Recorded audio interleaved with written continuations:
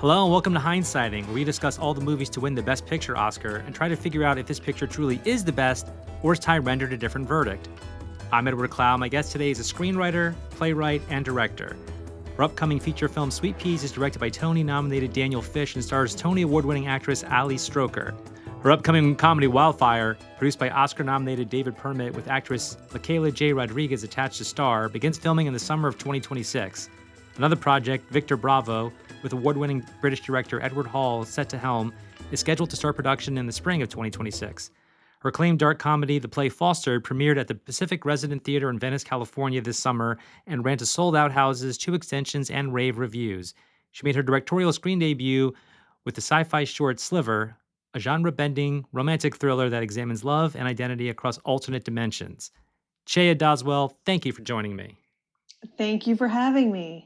Today, we're hindsighting the best picture of 2008, Slumdog Millionaire. From 10 nominations, it also won Oscars for Best Director, Best Adapted Screenplay, Best Cinematography, Best Editing, Best Score, Best Song, and Best Sound Mixing. It was nominated against The Curious Case of Benjamin Button, Frost Nixon, Milk, and The Reader. So, before we get to Slumdog Millionaire proper, I want to ask you what I've asked the 8 guest hosts that have preceded you. And I've gotten a bunch of different answers to this. So this first season of Hindsighting, we're talking about the movies of the 2000s. We're very close to the end. This is the penultimate movie that we're discussing, 2008. The thesis that I've been sort of pushing / interrogating is that I think that this was, on the whole, a weak decade for movies. That's not to say that there were no good or even great movies that decade, but I haven't been unconvinced that the 90s weren't better, which preceded it, or the 2010s weren't better, which followed it. Now, other hosts have sort of added to the stew of this question, the idea of prestige TV becoming a really big thing, really cresting right about now. Like by 2008, we've got Mad Men, we've got Breaking Bad, we've got all kinds of great shows, and that's taking a lot of the writing talent away from features. That could be one explanation for it. I think 9/11 is somewhat, at least in the first half of this decade, is somewhat prevalent. It's sort of an institutional aversion to risk. Indie film is thriving. I'm just seeing fewer indie films that I like. But I do think the second half of this decade does show signs of life, including some of the movies that we're talking about. So I'm wondering if this is just the first half of the 2000s, but I'm going to throw this to you.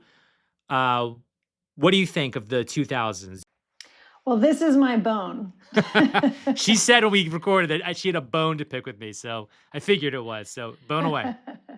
Yes, I do not agree. Okay, great. There's a couple of outlying factors that are absolutely influencing my opinion that should be stated before I start giving my opinion, which are, I'm about 7 years younger than you and your crew that I'm around sometimes. Yes. And so it's about a generation. Yeah. Right. Very good point. And in that generation, you guys, I'll just speak about you. So there's this 7-year gap and a lot of formative things happen in that time frame. And I was literally like 15 to 25 in that time. Yeah. And I knew, like you, I assume that this was a calling for me, this world that I wanted to be in. Absolutely. So from 2000 to 2010, I was being called into this field, this artistic realm of writing, directing, acting. All these things were really influencing me. And I was very, very influenceable. I was open and welcoming all of this. Now, you, on the other hand, were sort of in a different era of your life. Yeah. And whereas the era that I'm talking about, this age, that's the 90s, which was an amazing era. It set the tone for these 10 years. But I'm going to go ahead and throw out some movies. Okay. And I'm going to do it quickly. Sure. but I'm going to do it with fervor. Sure. Please. Amelie, Lost in Translation, and I can give dates, I can give directors, but I'm just going to throw out these. Amelie, Lost in Translation, Eternal Sunshine of the Spotless Mind, Donnie Darko, Y tu mamá también, Almost Famous. I'm doing some international because they did influence, and you know what? I realize they're not an American. No, the whole world I'm talking about. Yeah. Yeah. Almost Famous, Black Swan, Little Miss Sunshine, Memento, Requiem for a Dream, Garden State, Sideways, City of God, The Motorcycle Diaries, The Royal Tenenbaums, Moulin Rouge, Finding Nemo, which is like a cornerstone of filmmaking now. We all refer to that movie, and it just follows that structure, that beat sheet that we're all looking for. I mean, I worked at Netflix for a long time. Get out of here. And producers today will refer to it. American Psycho, The Notebook, Devil Wears Prada, Gladiator, Bridget Jones' Diary, Mulholland Drive, Paranormal Activity, Tropic Thunder, and then I have to end with Idiocracy because it's too fun not to. You know, what's so funny about that? A couple things I wanted to respond to. One, I love that you're pushing back on this, and I kind of had a feeling you might. So when you said I have a bone to pick with you, I really hope this was the bone. And turns out I was right. My very first guest, Joe Russo, who's, I guess, a little older than you, but a slightly different generation than me, he made the very same point in our first episode, is that, you know, these movies in the decade that we're discussing, he was, 16 to 25 or 26, just a little older than you, and they were formative for him. And I think there's a lot to be said for that. And in that very long list that you rattled off, a lot of those movies have been brought up by other guests. Idiocracy came up as one of Mike Prince's best movies of 2006, and mainly because of how prophetic it is. So much of this is, where are you when you see these things? Yeah, and listen, I am not, and I know you know this, and you can keep this if you want, or you can cut it. I'm not big into the Oscars. Yeah. And I mean, every year there's something to talk about. I enjoy the conversation. Right. I get it, and I want, and listen, I want one. I don't. It is what it is. They're out there to be received, right? You won't turn it down like George C. Scott? Yeah. It won't be bad for my career. No. But at the end of the day, strategically speaking, sure, but artistically speaking, I'm sure you've had this conversation, heard this conversation a million times, right? So through the lens of the Oscars, what you're talking about very well may be true. Because almost none of those movies that I listed, and I didn't list all of them. Sure. I didn't throw in, Best in Show or Napoleon Dynamite or Big Fat Greek Wedding. There's so many that moved me, and like your friend moved him in the formative years of calling. This is what I want to do, and these movies are influencing that. Now, I didn't really watch the Oscars even then because an idol of mine sort of instilled this opinion of, you got to focus on the art, not the golden statue, right? Sure. Already at that age. So I was already sort of like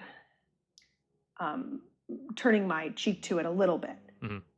So I didn't have that perspective of like what, because when I look at this year that we're discussing, 2008, the 2009 Oscars, I would agree with you if that was the basis of the conversation. Slumdog Millionaire is a great movie, a really good movie. But like, I don't know, Milk was good, Benjamin Button, we'll cross these bridges when we get to that part of the conversation. But I wouldn't disagree with you in that mainstream, big time Oscar conversation. But in terms of the movies in general that were being made, it's also an interesting time, the early aughts, because we were transitioning from film to digital. Yeah, that's another part of the question. I appreciate you bringing that up, because that's something that in our Departed episode was brought up. The digital filmmaking, and the movie we're discussing today is, I'll just do it now, this is the first movie to win the best cinematography Oscar that's shot digitally. I think a few things were shot on 35, but so that's already, yeah, digital filmmaking is, yeah, that's definitely part of this, Stu, because it's a huge transition. You have Soderbergh, George Lucas, Michael Mann, all opting to shoot digitally, and these are A-list filmmakers who could command the budget for film. So yeah, that's the whole conversion from celluloid to digital. That's a raging debate in this decade and beyond, but it's really in the 2000s is something we're kind of fighting about. I don't know about you, and I'd be curious to know what you think. Mhm. But in my opinion, again, this is my comeuppings. This was when I was literally Yeah. I was making short films on my high 8, and I had my Mac with the Firewire and the iMovie, the whole thing, right? Yeah. In my teenage years. So I was not opposed to digital. I remember the chip on the shoulders. Oh, that's a cop out and all these things. I personally, when I look back now in retrospect with a clearer eye, believe that it just made things more accessible. Yeah. I don't really feel an artistic difference. It is an artistic choice in some ways. You see people going back to it here and there, and you do notice it. Yeah. It's a choice. But there's no reason why something can't be absolutely beautiful digitally. I completely And so agree. It doesn't bother me. It doesn't bother me at all. I think my resistance to it in the early 2000s was really that these digital movies looked like shit. I mean, Full Frontal looks like shit, but Steven Soderbergh was experimenting, and he has shot 2 or 3 movies on an iPhone that look absolutely gorgeous. So I think that when I saw Collateral, the Michael Mann movie, I thought, wow, this looks really great. And I think that what Michael Mann talked about there is that, we're shooting this scene in the dark that we couldn't shoot on film. And we're also just shooting more. My actors are getting to act more. Just as an actor, I think a lot of actors like it because film's not as precious. And yeah, it's democratized a lot of things. It's made everything cheaper, and the technology's only gotten better.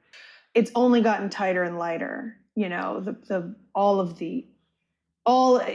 lighting looks better.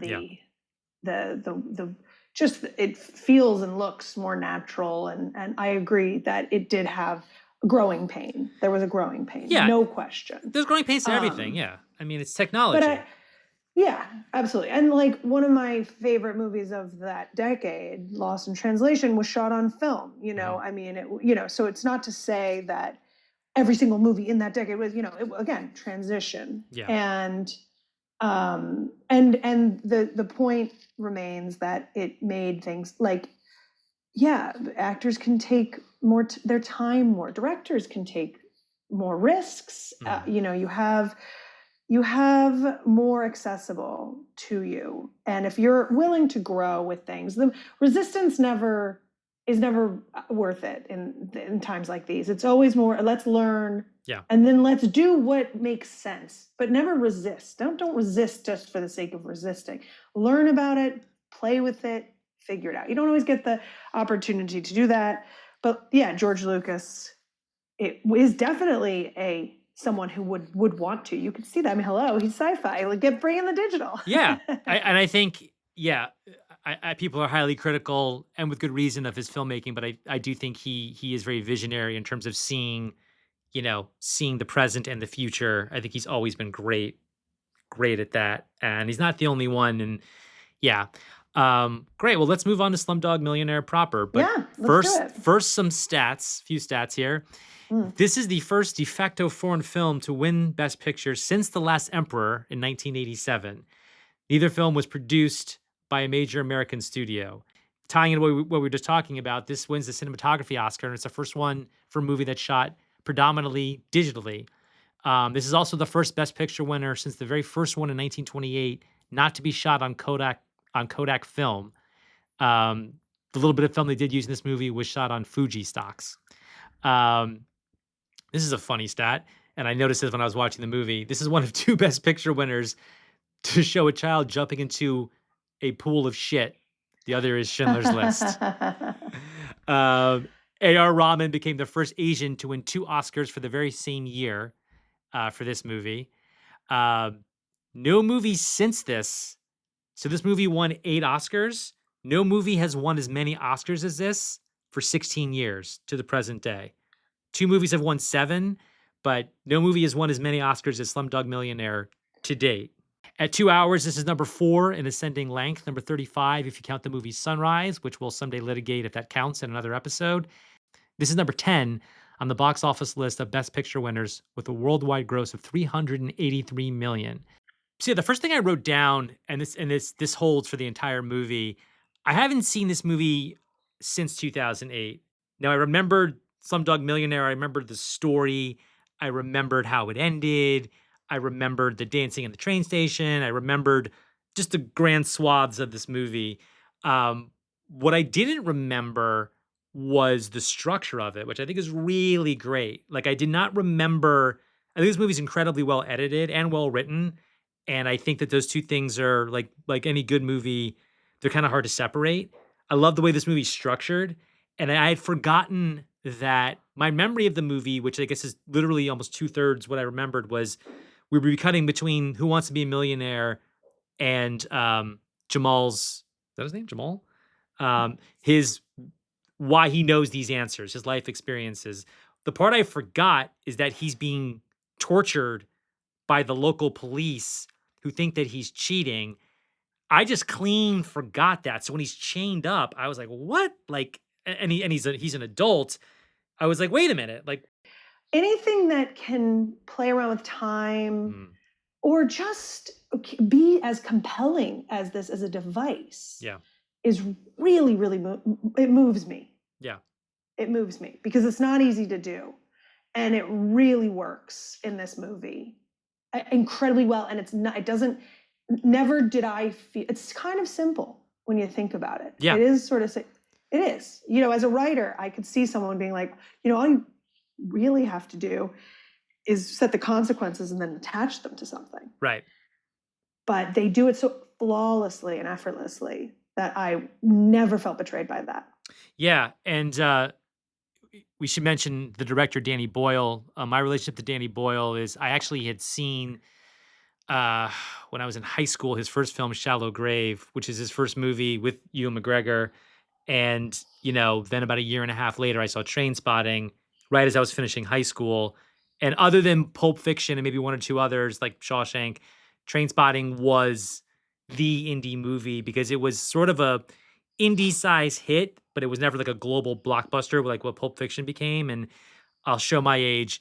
I had a Train Spotting poster on my dorm room wall, and I was one of thousands of dudes in Absolutely. 1996 who had that. It was that for years, for till this day, I feel. yeah. So Boyle is somebody who, um, is a very kinetic and inventive filmmaker, and you know had done a few movies prior to this that were sort of sweeter in that that weren't like about heroin use or violence or anything. So this movie kind of it's kind of like this intersection of where he starts, which is like film noir and like Train Spotting, which is a great movie, but has a few scenes that are just completely brutal, but incredibly well done. And I feel like this movie really straddles this line. It was funny a couple weeks ago. I was talking with Billy Corbin about Crash, and he felt like it strived for, even though he felt it was unsuccessful, for like sort of a fairy tale tone. And I see why he thought that. And I agree that it wasn't successful. I think this, for all the violence that we see in it, does have a little bit of a fairy tale aspect. Did you pick up on that? Do you think I'm reading too much into it or oversimplifying it? What do you think? I'd love to hear a brief explanation or definition of what you mean by fairy tale in this context, as with Crash and Slumdog, because I think I know what you mean. Yeah. So Crash, basically, like, what my problem with Crash, the thing that I sort of hammered home is that the coincidences in Crash, the fact that all those characters kept interacting in these ways that were coincidental, that I just bumped on logically. And Billy's counter to it was like, well, they're going for sort of this fairy tale atmosphere. And I just didn't think, I thought that was incongruous because I felt like you're doing this movie that's, I don't know where you fall on Crash. We don't have to litigate that, but that is striving to be this serious examination of race. And it was like sort of too serious to sort of play around with. I think Slumdog Millionaire, because it's like, I mean, it's literally a rags to riches story. I mean, we're seeing this character in such poverty, but what I think Boyle does so well is the poverty in this movie is so matter of fact that it's all the more powerful. You know, like it's just they're just showing you. Well, you know, the scene, the paper planes with the MIA song "Paper Planes," where they're on the train and sort of hustling. Like that's a scene that could have been so damp and just depressing, and it's kind of exhilarating, but it's still making the point that like these kids are living hand to mouth. So that's what I'm talking. That's where I'm coming out with the fairy tale aspect of it. Not that it's light or that it's unserious. I could just be jumping to the end. The fact that the end is done in this Bollywood, you know, sort of dance number. So that's it's more of an emotional than intellectual reaction. Does that help you at all? Yeah, it does. It does. Yeah, this sort of like extended belief system of a fairy tale-esque movie where this is happening and I'm into it. I'm not questioning it. Right. And the believability is secondary to the story. Right. Yeah. I don't know that I think apples and oranges here for me personally. I did see Crash and I can see what Billy meant. I can see where that context. Right. I listened to that episode actually, and that brings a lot of clarity. Okay. But this, I lived in Brazil for a long time, for half a decade. Similar underdeveloped, class disparate, sort of political corruption influencing the climate and the culture in this similar way. You have, they're called slums in India, they're called favelas in Brazil. But sure. City of God on my list of movies that, The imagery in this movie reminded me a lot of City of God. City of God is a movie I mentioned in my Lord of the Rings episode because it was that year. And yeah, I think that kind of ties me to my point a little bit that like in City of God, we're seeing children with guns and it's harrowing. And there's a scene in City of God where a child has to shoot another child and it's just fucking horrifying as intended. I think I go fairy tale with this because you're seeing kids, mixing with a criminal element, but it never goes to like the pure. This movie does get a little dark, but it never goes to like that, it doesn't go to that sort of like docu style violence that City of God did. For me. Yeah, yes and no. I mean, it's definitely, a person with children, as we both are, the darkness, I think, really does penetrate for me, the blinding of the oh my God, that's boy horrible. Yeah. And just watching your mother die and also just the heartbreak of these kids having to sleep in a storage container in the rain, even I see what you're doing. You're comparing and you're right. City of God is darker. No question. No, this is dark. You're right too, though, because you're right. This is really dark. I guess City of God is just like, I guess if it's a scale of darkness, this is an 8, City of God's a 10. Of just darkness, not quality. Of disturbing, the disturbing element. Right. But so in terms of, to circle back, you're asking me about if I feel there's a fantastical element here, a fantasy element that works. And in some ways I can understand that because I never ever questioned this story and how the mechanics of it, because we do jump here and there. We jumped to things and we're sort of just as an audience, and I'm sure in the book there's probably more, as usual, more detail, but in the adapting of this, I never questioned.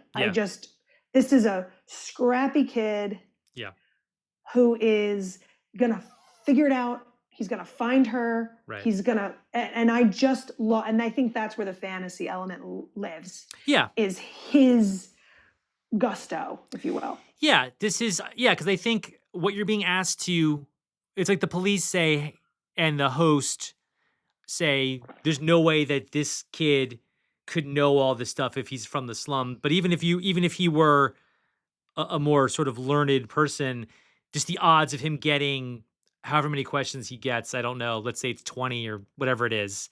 Um, just the odds of that are stretch credibility. But I agree with you. I don't bump on that. I think that's what this movie is. And I think that, the last line of the movie is, it is written, like it is fated. So that's where I'm getting, that's where I'm getting fairy tale from, is that as violent as this movie is, and yeah, we have a blinding of a child, and obviously Latsika's fate, they sort of gloss over it, but you can only imagine the abuse that, I mean, you see the verbal abuse that she endures from the, I don't know his name, the gangster that she's sort of like linked up with when he rescues her.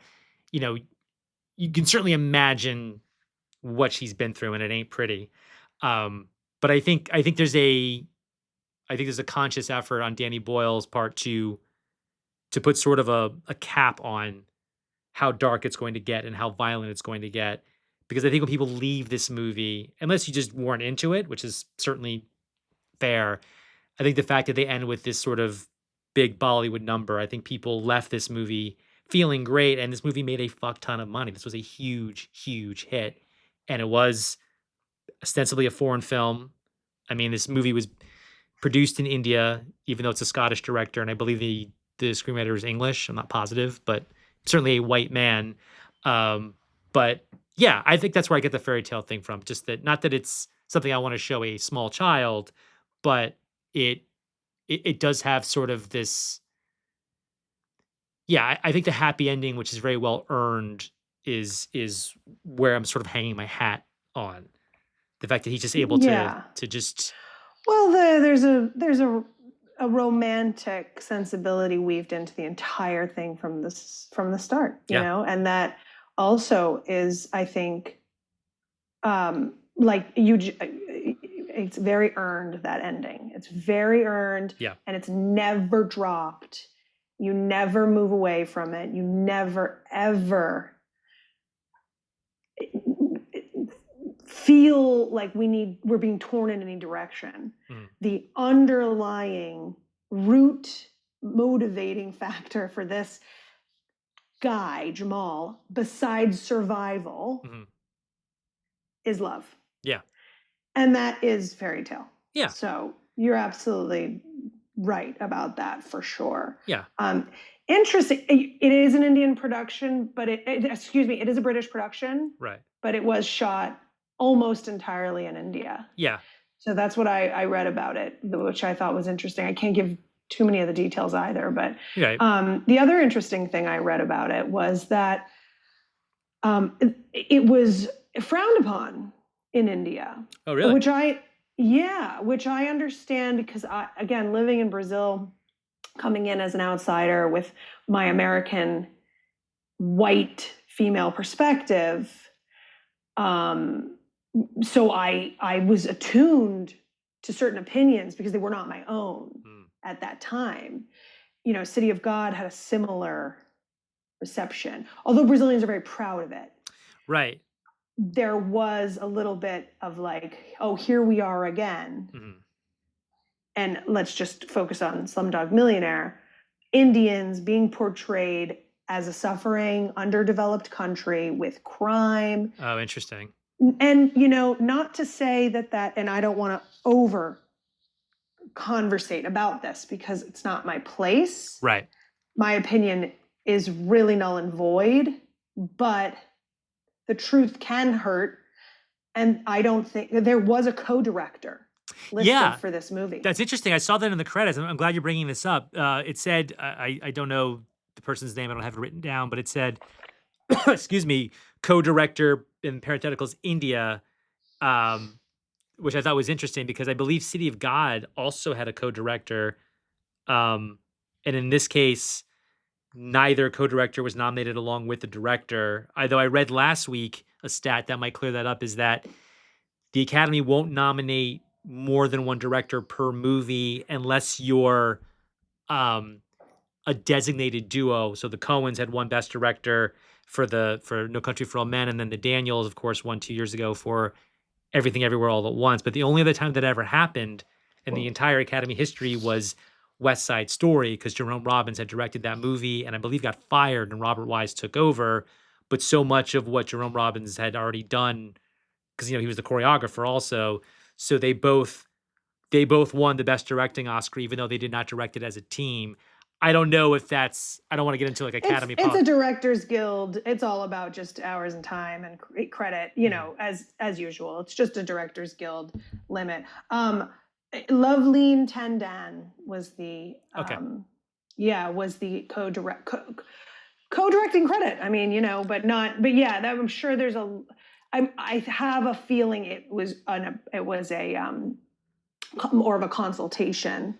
Interesting. Whereas Danny Boyle is the visionary, and that's okay. And I don't know. It always changes, as we know, but whatever the law of the land and the DGA states at that time, this was Danny Boyle's movie, and it probably was. But, yeah, I mean, Danny Boyle is a strong auteur. I see that credit so rarely, and when I watched the movie the other day and I saw co-director, I was like, huh, because I believe in the City of God situation. Not being totally up on that, I don't know that person was credited. I believe it was a woman. I don't have her name. There was some controversy about that because Fernando Meirelles was nominated for Best Director, and I think people felt that this woman, that her role in it was as significant as his.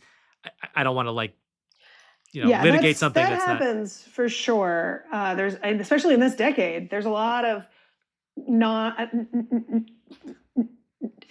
non-listed but tucked away co-directors who were female that were. But yeah, I think the conversation about acceptance and having to look at yourself or your country or community or culture in a certain light and feeling exhausted by that light being dark. Yeah. I understand that. I do. Women for years felt like, all right, enough already. We don't want to talk to men in movies anymore. We want to talk to each other, for God's sake. Yeah. That's a similar but different comparison in the sense that it was like, why does every female character have to be talking about or yearning for or longing for or obsessing over men? Or why does there's that famous meme or online GIF or whatever it is that someone says we've compiled every scene in Lord of the Rings, the entire series where two women talk to each other. It's Cate Blanchett talking to a young elfin, and they say one word. That's it, the end. It's a 2-second video, not even, of Cate Blanchett asking, something, about directions or something. You know what I mean? Like, do we go left or right here? Right. Okay, done. That's it in the whole series. And so, it was a big conversation in the early aughts, actually. A little later, maybe it started in like 2010, maybe proper. And so all that to say, I do understand. And I think everybody can understand, can we brighten this light a little? Because maybe it can actually, and that's the beauty of this industry, maybe it can inspire change. Right. Maybe the change has to start from here instead of, sure, do you see this kind of violence and do you see these slums and is this all real? Yeah, of course, yes. Yeah. These perspectives are absolutely, I have many Indian friends. I know lots of people who've been there who aren't Indian. Of course, this is one reality. Sure. But there are other realities, and maybe if we start showing those, it can inspire some change. So I understand. It was just an interesting conversation that was happening at the time that in no way reflected on the art or the effect that this movie had on people's spirits, which is also important. And it certainly did for me. I mean, I was really moved at the time. And again, when I watched it, I was just like, oh, this is such a great movie. I think ending the sort of Bollywood dance number ending, which is all over Indian cinema, because they make more movies in India in like a month than we do in America in a year. It's, it is a highly celebratory film culture. And I think that it does two things. One, I think it's showing this culture in a celebratory way. It's not about poverty. And I think it's also sending people out of the theater on a real high note for all the darkness that we're talking about and talking around. I think that, and that's what I remembered. Like, I just remembered, oh yeah, it ends with this big dance number, and it's not literal. It's not like these characters, it's like over the end credits, so it's sort of like, you know, not part of the story, but it's sort of like an epilogue to the story. It's like a curtain call, and I think that I don't know if that's lumped in with the criticism of like it being It stereotypical, was, but I wonder, was that actually the opposite of that? And was it a reaction to, the Indian, Bollywood is the biggest film industry in the world, the yeah, most famous actor in the world based on um, popularity and producer finances is a guy called Shah Rukh Khan, who is Indian. He's the yes, most famous actor in the world, yeah, a man that I don't know, right, and so we think Hollywood, and I get why. And this movie, it is a British production. It is a yes, British production. right, So really, they were thinking in terms of the Western world. sure, But I wonder, was that scene that you keep bringing up as impactful, and it is, and it does end it on a tone. I wonder, was that a reaction to perhaps them showing it, what do they call that, screening it for the reactions, before you testing it, testing, yeah, sure, yeah, the testing. right, They may have tested it in India, and then everyone said, what the fuck, right, this movie's so upsetting. And I believe, the book is what it is. I think it does end with them in love. right, I don't know. I'd have to Google it, but I'm sure they didn't veer away from that. But I wonder, was that, oh, there's a reaction of negativity from this huge community in India, even though we want to market this in the Western world a little more. We want this to get Oscar buzz, and this is the culture that it's coming from. right.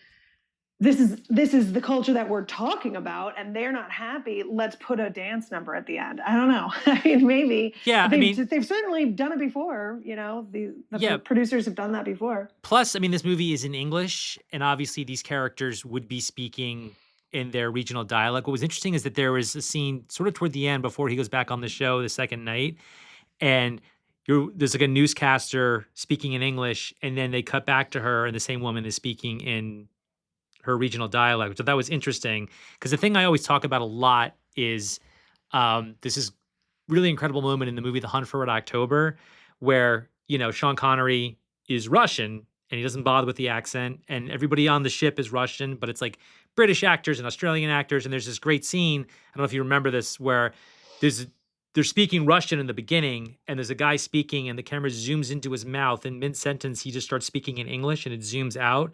And it's like their way of showing that, like, they're speaking Russian, but we're hearing it as English because we're watching the movie.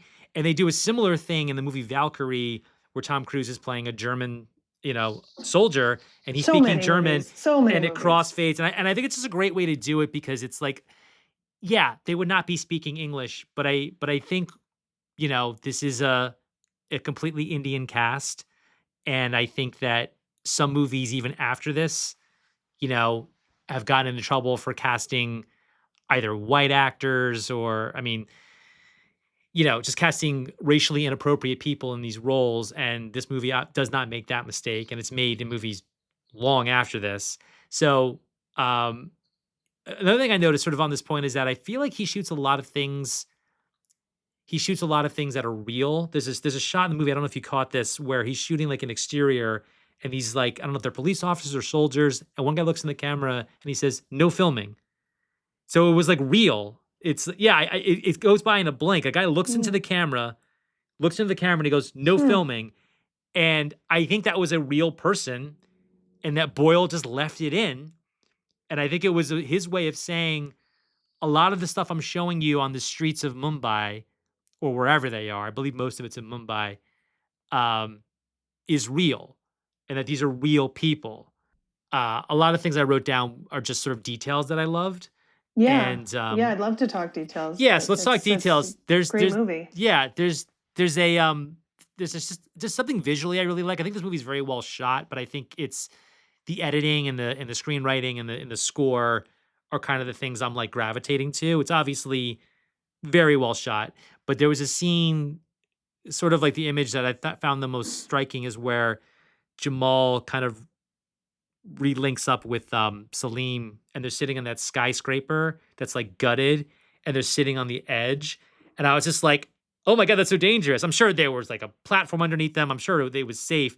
But I just thought that was such a, you know, that was just an image that just like spoke volumes, like just about, because I think in that scene, Salim is saying like, we grew up in this city and look at it so like developed now, and like where we used to play there, now it's all buildings. I mean, I'm not trying to quote the dialogue, but like he's talking about like sort of gentrification and industrialization and these things that like we're talking about now. And in a country like India, it must be even more stark. 'Cause I see it here in Los Angeles, which has always been a big city, one of the biggest cities in the world. But I just thought that, yeah, that's just an image. There's a lot of really great imagery in this movie, but that one, that image for me, I don't want to over compare India to Brazil, because there's probably very little actually in common with these places. But Brazil is just a little left of the grid. Yeah. And sure, there's law and order, but you are able to find yourself in a less monitored and less observed way, and you can kind of step over some caution tape a little easier. Yeah. And that really reminded me of that, because these kids, these adult children, essentially, is what they are at that point in the movie. Yeah. Sitting there, there's a freedom, weirdly, to that moment. There's a lack of restriction. Yeah. And yet still an intense danger. Yeah. And it's a very symbolic moment. I also noticed it also stuck out to me this time. I don't think last time I had that perspective at all. I was just thinking about the story. Yeah. And I think that particular moment, not only being a beautiful image or an interesting image, and a very appealing image for sure, it was also just, it brought me back to a moment when I was an adult child living in Brazil, essentially early 20s. Right. And I was never 100% safe in certain situations, but there was a strange lack of restriction and oppression that this country has, for our own good in some ways, and sometimes it can feel over oppressive, but there's a weird freedom you get, and that juxtaposition really showed itself in that moment. I thought it was I also noticed it. You mentioned the writing, directing, and score. Yeah. Which, as someone who's a new director to film, I've directed many of my own plays on stage, but I've only directed one thing really in film. Right. And just how magical that combination really is. I mean, it's all important. It's all important. Yeah. But wow, you get a good visionary with a good script and some great fucking sound, some good music. Yeah. That's all you need. You need a lot more, but it's really impactful. Yeah. I mean, this score is really good. We could talk about it because I wrote that down. I remembered the two songs, one of which wins. The other is also nominated along with it, Jai Ho and Oh Saya. And, but the whole score by A.R. Rahman is really strong. And I remember just hearing it again. It was sort of like seeing the movie again, because I do have the score of this movie, but I hadn't heard it in a long time. And there was, it's just so effective. And it does what a good score does. I mean, he's obviously an Indian composer, and I think that's key here, because he's able to sort of give you the sounds of this country, but it also has a good beat to it, and it's also evocative, like any good score needs to be. So I think that, the score is something I constantly wrote down. Good score here. I definitely was. I mean, the whole thing. Yeah, I mean, it's obviously every movie needs a good score, but I can name good movies that have either ho-hum scores or forgettable scores or outright fucking bad scores. Just all of it, all the music, and the Bollywood dancing at the end. These things are really culturally significant, and pull you in and land you where you want to be in this movie. And I was really impressed, very impressed. Film scores are in a kind of a funny position right now because we have a crop of composers currently working who are as good as film composers have ever been. I could rattle off 100 names, and I think we're also seeing a lot of the older composers kind of pick their game up a little bit. This is kind of a crazy. There's a movie called Play Dirty that's on Amazon with like Mark Wahlberg and Lakeith Stanfield. It's a fun movie, not something I can give a full throat recommendation to, but it's kind of fun. The score to that movie is absolutely fantastic, and it was done by Alan Silvestri, who did like Back to the Future and all the Yeah, Zemeckis movies, and it doesn't sound like anything else he's done. And yeah, it's got like kind of this youthful vibrance to it, and I have no idea why this guy who's got to be pushing 70, not to be ageist about it, decided, I'm going to shake things up a bit. It's just, I mean, the movie's a lot of fun, but you should go onto wherever you get your music, listen to just the opening theme of Play Dirty. The whole score is great, and it's just so electrifying and great. And I think it's hard because I think there's a definitely like a theme bias. Like a lot of these Marvel movies, we can't hum the Captain America theme, we can't hum the Iron Man theme, and it's not because those composers aren't good enough to make them. It's that like the studios don't want it. Like melody is a risk, and interesting. I don't know that I think this movie is so far outside Hollywood. Even if you bring the British into it, it's still not a Hollywood movie. A No, Hollywood yeah, I agree. studio distributes it and is the big reason why it's a global success. But yeah, music is such an important thing, and it may seem like a Captain Obvious thing, but it's just one of the many elements that like if it's not right, then your movie's not right.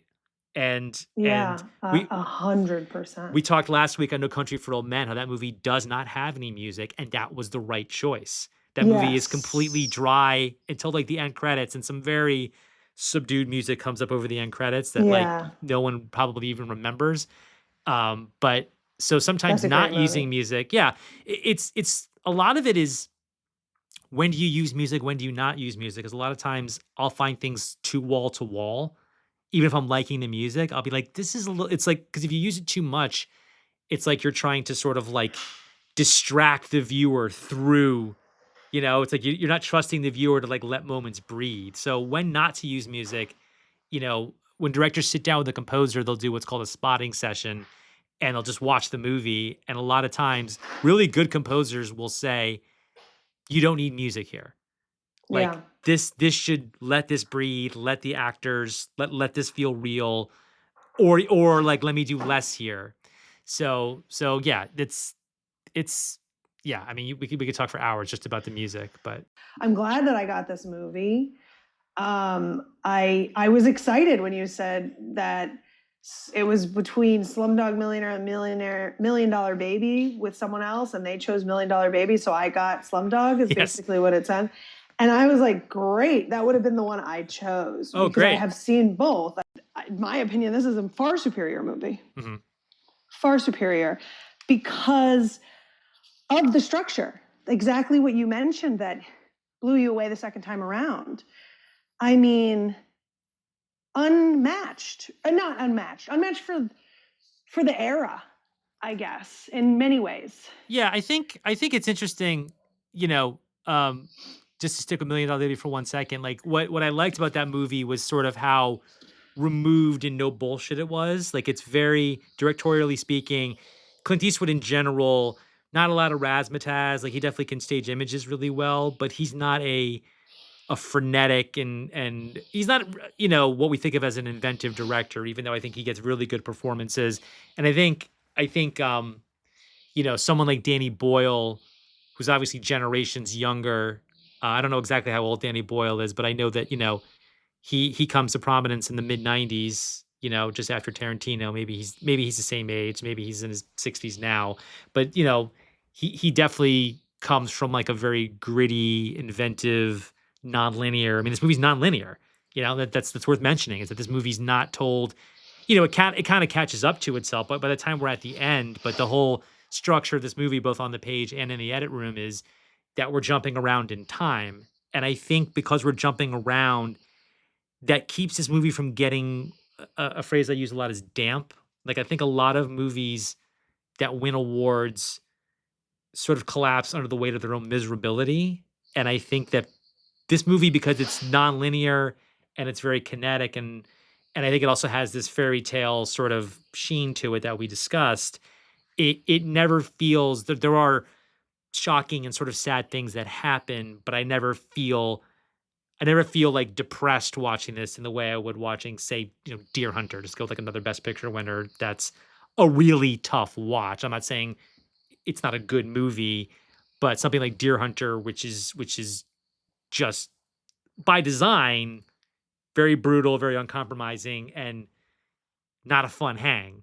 And I have a Or lot of even like Life is Beautiful, mm, Roberto Benigni's movie. yeah, Even that, which is actually really fun and funny in a lot of ways, sure, given his performance and everything that he brings to the table right, for that film. Um, I would absolutely warn someone before watching that movie. yeah, Yeah, just be warned, you're going to be really, really sad. yeah, Like, yeah, yeah, and this movie doesn't do that. This movie is really special. That you're right, it's nonlinear, it jumps around, which I think is so cool if you can achieve it. If you can achieve that in an effortless, simple way that they do here, oh man, it's very rare. And Memento doesn't do it. Memento's great. hmm, I really liked Memento. right. I know people have a lot of people have a lot of things to say about that. I loved it. I chose it as the best movie of 2001 in that episode. Oh, did you? Yes, so I didn't see that. I didn't yeah, listen to that. that's Yeah, okay. that's you're I don't I would have to look at 2001, but Sure, I respect that choice. yeah, I think Slumdog Millionaire, it just made something complicated really simple. yeah, and I think it just shows that people will go along with this. Like, we always hear, and you and I could do a whole podcast just about this, so we won't. But you always hear, or you often hear on the executive level that well, I'll tie it to Memento. So Jonah Nolan, who wrote the story that it's Christopher Nolan's brother who wrote the story that Memento was based on. When they sort of showed the movie to people, they made it on their own and then had to find a distributor. And I forget what studio, but a guy said, "Oh, I love this movie."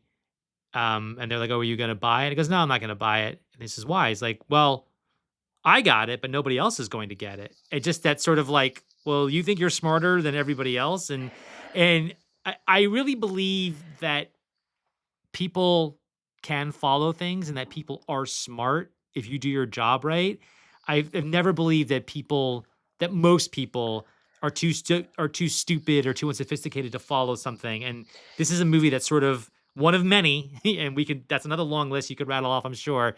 Um, my point is, I guess, is that people will go along for this ride if they're otherwise engaged.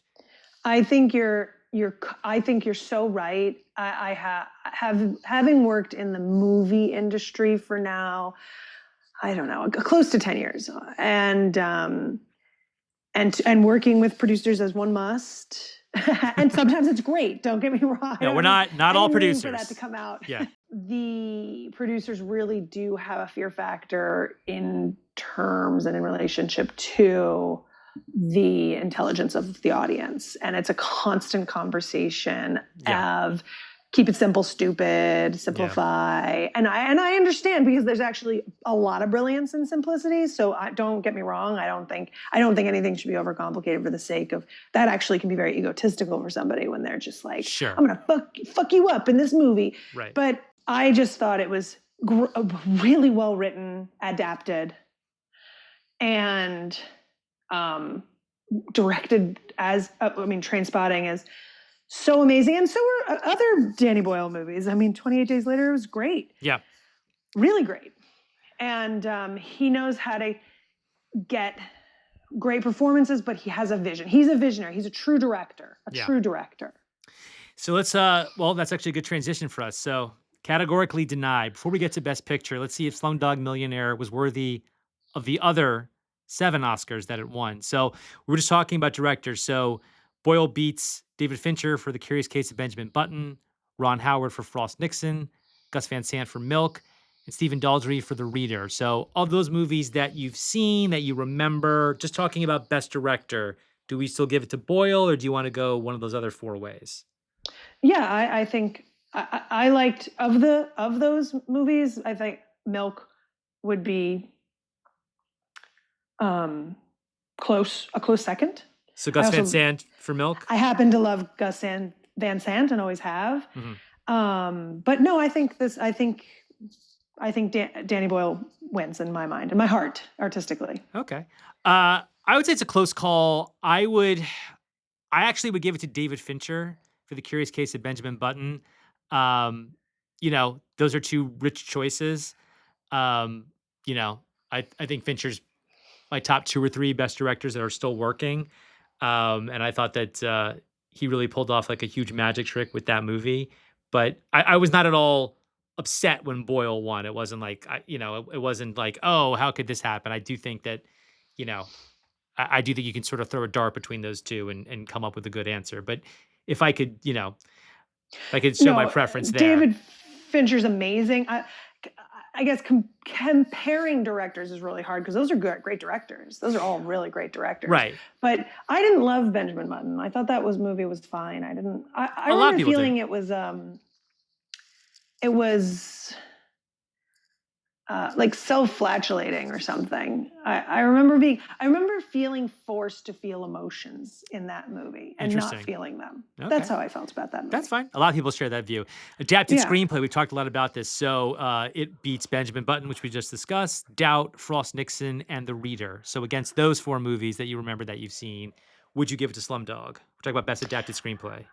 I would, but John Patrick Shanley is one of my most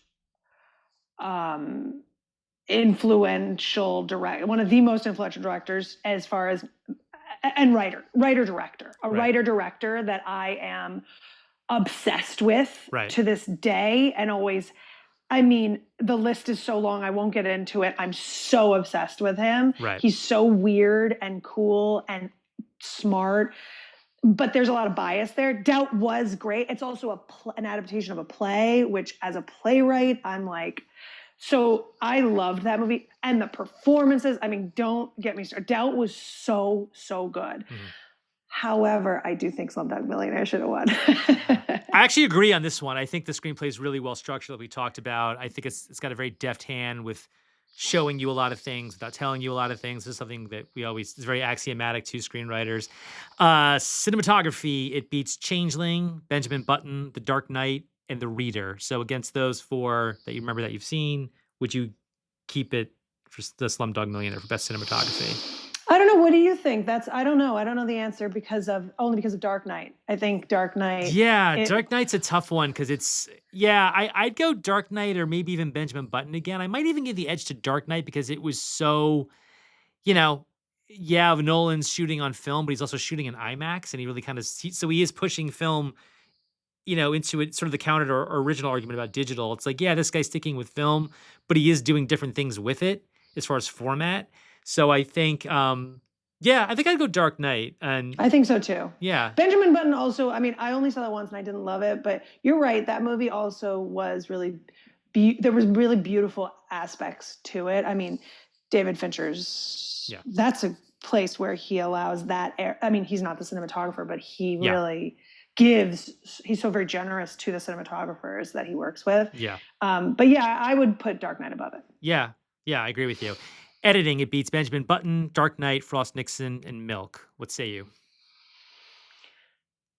Probably Benjamin Button would win, only because of my experience with editors, and I don't know though, because of the non-linearness of Slumdog. Maybe they would tie for me because Benjamin Button is another one that it is linear, but it does jump in time actually. So. It does do this reverse order situation. It's like forward, backward motion that it has going on. Right. And as an editor to follow that and play along with that, and I don't think that it faltered there at all. But the editing on Slumdog really nailed that structure. So it's a close call, but maybe I would give it to Slumdog. Yeah, I agree. I'm going to give it to Slumdog also. I think the editing, and also Slumdog is 2 hours, and length is such a big narrative on this show. As I start every show saying how long the movie is and where, and so I think length, not that my time is so precious and I can't sit through a long movie, but I think there's the editing narrative that's emerged on the last few episodes of the show was really made me have a strong eye to that. Yeah. Score, it beats Benjamin Button, Defiance, Milk, and Wally. Wally had a great score. Yeah. Wally was really moving. That was a great, great movie. But I think Slumdog. It's hard for me to compare Wally and Slumdog, but I like that. I like that I'm being forced to because I really like looking at comedies and dramas and comparing them, or animation and live action, and it makes you more of an artist to really be able to see all these movies as one thing and a million different things that they have in common. Right. But I guess Slumdog would win for me. Even though that's tough. That's a tough one. They're tied. They're tied for me. You can tie. That's fine. I would go Slumdog. I've talked so much about it. I think that it's a really great score. I do love the score to Benjamin Button, but I think Slumdog is more effective, more evocative. So here's an interesting one. We haven't really done anything like this on the show yet. So Slumdog wins Best Song, but it is nominated against another one of its song, Osaya, and it's also nominated against Down to Earth from Wally. So do you think the right Slumdog song won, or would you go with the song from Wally, if you even remember it? I do think it was the right winner. It was so right. It's so specific, Slumdog Millionaire. Yeah. And that's so important and special. And Wally, there was more room in that universe that they had, in that world they were building and creating for us. Mm-hmm. And Slumdog didn't have that access. Right. Slumdog had to honor something, and they did that. So I would say yes. Yeah, it's a close call for Deserved. me. I think I like Osaya a tiny bit better, but I might still, maybe I tie Jai-Ho and Osaya, because I understand why Jai-Ho won, because it's like, it's lifting you out of the movie in this really great way. But I guess, I could go either way between those two. They're both from the same movie, and so I'm not taking one Oscar and giving it to somebody else. Sound mixing, it's against Benjamin Button, Dark Knight, Wally, and Wanted. I don't know. I don't know the answer to that. I think what do you think? I don't know. I'm fine. Yeah, I don't have a strong feeling about this. I mean, I think all these movies sound good. Sound mixing, I'm a little against giving it to Dark Knight, because I think Nolan has this problem where he mixes too high and you can't hear the actors speaking, at least when they get to DVD. So I think the sound work on Dark Knight is stellar, but I think the mixing is for folk. This is now one award, by the way. It's just there's one sound award. I don't know when they made that change. So I'm fine giving it to Slumdog. I don't have a strong, other than the Dark Knight, I'd say kind of throw a dart. So yeah. I agree with you on what you just said about the Dark Knight, or Christopher Nolan rather. Yeah, it's all his movies. Having that high impact, sound ball thrown at your face, and you have to sort of listen to a lot of things at once, which can work in the chaos of the movies he makes sometimes. Brilliant chaos. Yeah. But I don't know, whatever. Yeah, that's fine. Okay, so it is time for our final answer. We're going to test our hindsight with the verdict. Against The Curious Case of Benjamin Button, Frost Nixon, Milk, and The Reader, was Slumdog Millionaire the best movie nominated in 2008? I say unequivocally, absolutely 100% yes. Okay. That's clear. For me, I would go The Curious Case of Benjamin Button, not to take anything away from Slumdog. I know that Benjamin Button's a movie that doesn't have the greatest reputation retroactively. It's even sort of made fun of. This movie kind of just destroyed me. I'm a huge David Fincher fan. This is unlike anything else he's ever done. It's kind of I believe it's his only PG-13 movie, this and Social Network, which comes right after. And those two movies are very different from each other. I just felt like I had such an intense emotional response to that movie. And I really feel like Fincher and Brad Pitt are kind of the closest thing we have to like Hitchcock and Jimmy Stewart. I'm not comparing Brad Pitt to Jimmy Stewart, but just an actor-director collaboration that, where they bring out the best in each other. I'm very excited to making a new movie together now, especially given what it is. I think that's going to be absolutely fantastic. But yeah, Definitely. but I do really like Slumdog Millionaire. This is one of those cases where I like the movie that won, but there's just something I like better, and that's kind of what this show is. I never want it to be, oh, this movie sucks. I mean, we are going to cover some movies that suck at some point, and we'll cross that bridge when we get to it. But yeah, for me, Benjamin Button, uh, yeah, it just my emotional was I had huge emotional responses to both those movies, but I felt like the one that's lingered more is Benjamin Button, taking nothing away from Slumdog, of course. So it's time for the appeal. So I want to ask you, what was the best movie or movies of 2008, nominated or not? All right. So 2008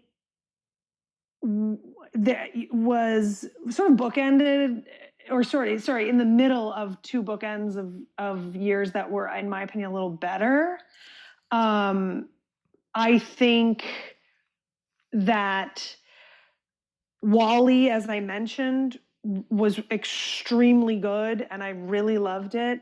In Bruges, I really like Martin McDonagh. He's also a playwright and a film writer director, just like me. I really relate to these people and what they do and how they do it. And I loved In Bruges. I was also like dating an Irish guy at the time. My best friend was from Ireland.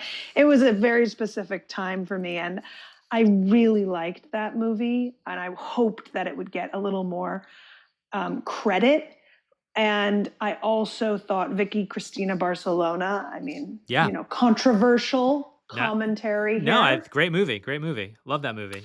As a woman, as a person who loves Woody Allen's movies and does not love his personal life, but loves his movies, generally, that movie was really great. It's up there in the top 10, no question. Oh, wow. Close to a top 5, I would say. Not in the top 5, but, maybe 6 or 7 for me. Wow.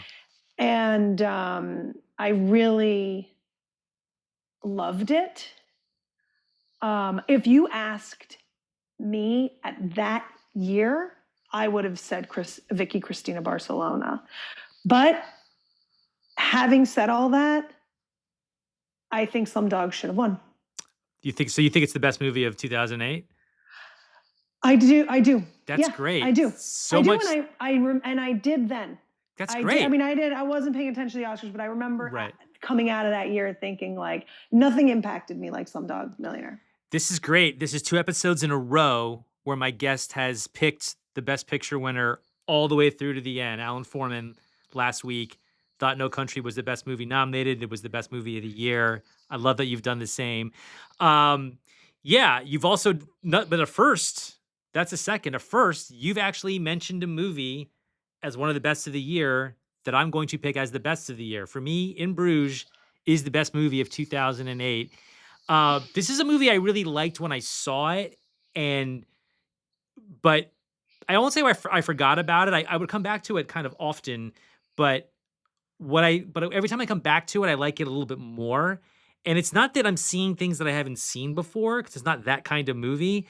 I think what was interesting about this movie is it has a really bad trailer, but it's not that the trailer editor did a bad job. It's just that it's a really hard movie to advertise because it goes from really outrageous kind of side-splitting comedy to the grimmest, most bleak drama.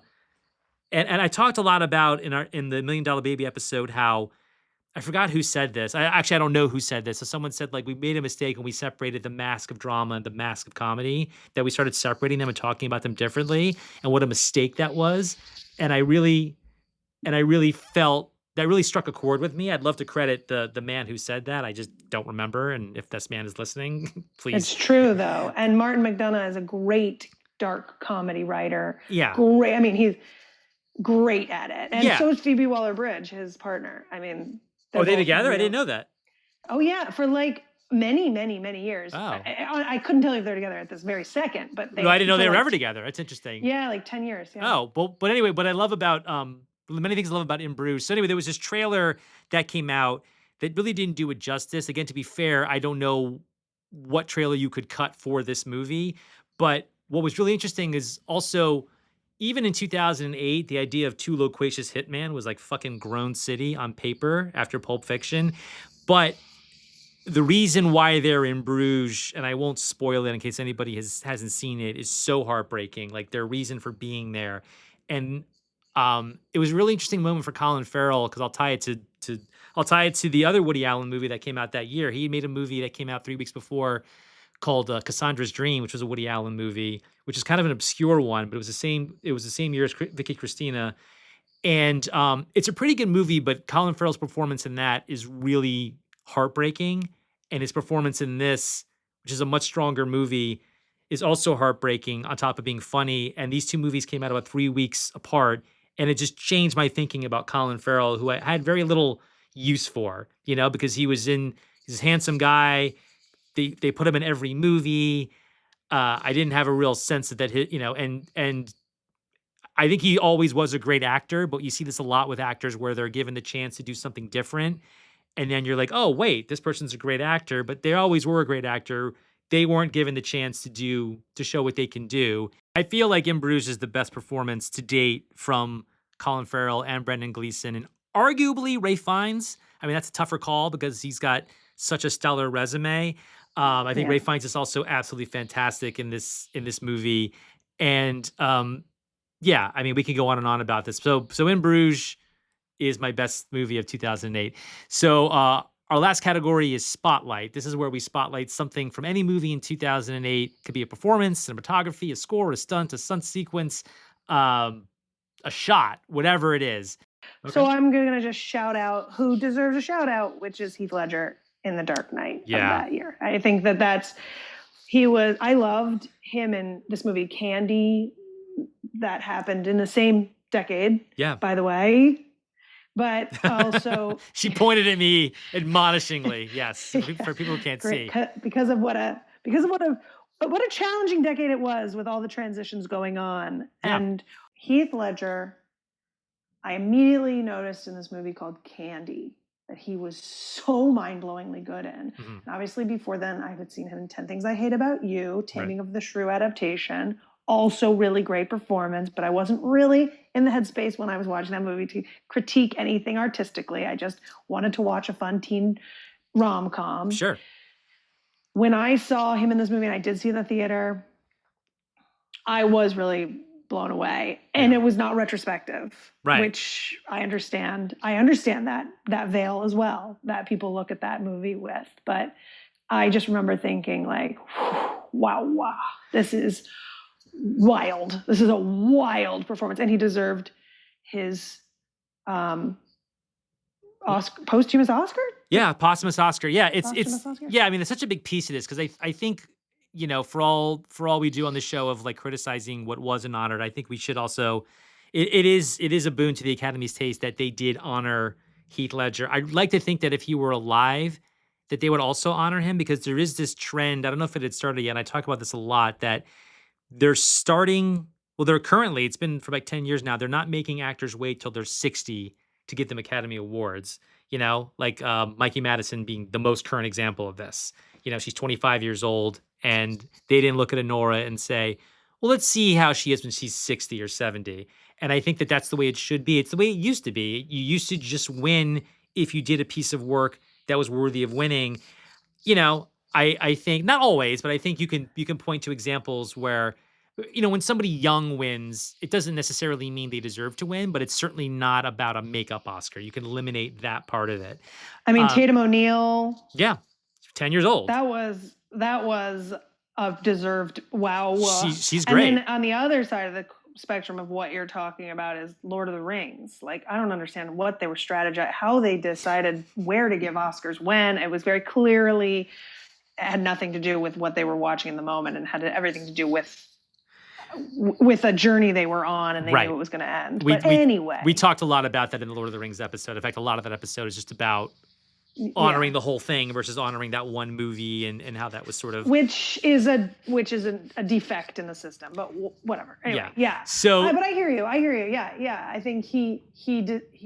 It was posthumous and it was a moment and they definitely rode that wave, but it was deserved. It was really, Yeah. it was totally deserved. I think if he were alive, he would have won. I really do. I don't think it was, and I don't think anybody really even said, "Oh, he only won because he died so tragically." I think that's what made it sort of like, that's what made it tragic. I don't think, and I think I always talk about how sometimes that category, the best supporting actor, is very fun, and you see a lot of fun performances win, like Joe Pesci in Goodfellas, or Sean Connery in The Untouchables, or Yeah. Javier Bardem in No Country for Old Men, and that whole movie wins. So like there is a tradition of like juicy bad guy parts winning. So that's why I feel like he would have won regardless. So the thing I want to spotlight is in the James Bond movie Quantum of Solace. There was a scene in an opera house. I don't know. Do you know this movie at all? Quantum of Solace? I've definitely seen it. Okay, so there's a scene. I would have to really go explain it. I'll probably pick it up. Okay, so in Quantum of Solace, which I believe is a underrated James Bond movie, the worst thing you could say about it is that it's not as good as Casino Royale, which it isn't. But I think it's an interesting. There's a scene in a lot of people's problem with Quantum of Solace, which I share, is that it's cut in this very frenetic style. Like it's more like a Jason Bourne movie than a Bond movie, and that's something I ding on also. But I think that the moment in this movie that's the most Bond that couldn't be in any other spy franchise is there's a scene where he's in a opera house in Austria, and the bad guys are all having this secret meeting over radios while Tosca is being performed, and Bond is sort of standing behind the stage and watching all of this. They're intercutting this with the opera, and there's this very violently staged opera. And on the one hand, it's so absurd that this terrorist organization would be having this meeting in this public place, but it's so Bond, and it's a muscle that I wish they would flex more, and it's just literally brilliantly staged. And it's one of the few times that like the breakout thing for me isn't like an action sequence, like the parkour sequence in the previous movie, or some great stunt sequence, or beautiful woman on a beach or whatever. And I feel like even if you're not a fan of this movie, I think that one sequence is so brilliantly done, and you would not buy it if it was Jason Bourne or Jack Ryan or the Kingsman or the Fast and Furious crew. Like it's unique to Bond in that it's elegant and well staged and lush, and it's the kind of thing I wish that they would do more often in the modern franchise. So check out the opera scene in Quantum of Solace. Again, I think the whole movie's really good, but that's the one thing I really kind of wanted to spotlight. It's just a great sequence, and very well done. They do a good job with those movies. I'm not a Mission Impossible, Jason Bourne, right? These movies, and then also the sub genre of the genre, where I do appreciate the Bond movies in particular. I do think there's something, maybe it's nostalgia. It could do, you're like what you're saying, they should flex these muscles that they have. Yeah. Thank you so much for slumdogging it with me. This was fun. I hope you had fun. It was a great conversation. Yeah, it was great. Thank you so much for having me. It was fun. I told my best friend, her and I were young movie makers together, and we're the same age, and we went to school together, and she's like, "Oh, this is a fun you're gonna have a fun conversation. This is a fun idea." And cool. And I agreed, and she was right. Thank you. All right, next episode, writer Eric Garcia and I discuss the best picture of 2009, The Hurt Locker. Till then, looking forward to looking back.